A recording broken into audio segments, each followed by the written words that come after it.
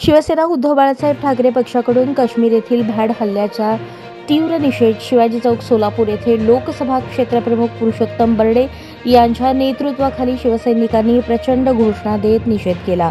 हा हल्ला मोदी व शहा यांच्या बेगडी हिंदुत्वाच्या धोरणामुळे झाला असून निवडणूक जिंकण्यासाठी हा हल्ला त्यांनी घडवून तर आणला नाही ना, अशी खोचक टीका बर्डे यांनी केली।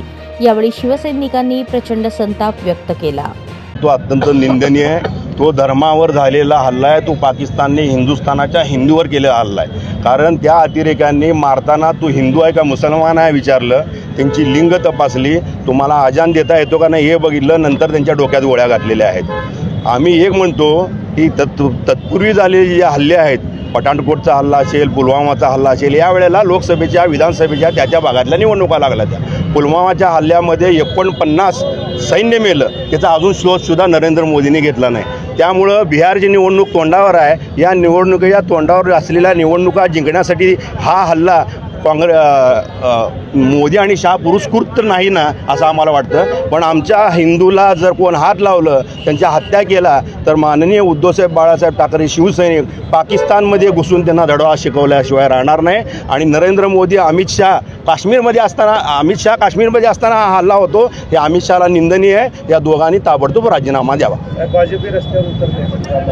हे नाटकं आहेत। सरकार तुमचं आहे, राज्य सरकार तुमचं आहे, केंद्र सरकार तुमचं आहे। पहिला पाकिस्तानच्या अतिरेक्यांना गोळ्या घाला, मग रस्त्यावर उतरा।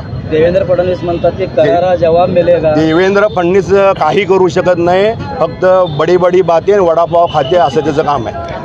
बाळासाहेब ठाकरे पक्षाच्या वतीनं आम्ही सर्व शिवसैनिक आणि पदाधिकारी या छत्रपती शिवाजी महाराजांच्या पुतळ्याला साक्षी ठेवून आम्ही देशाच्या गृहमंत्र्याचा या ठिकाणी निषेध करतो।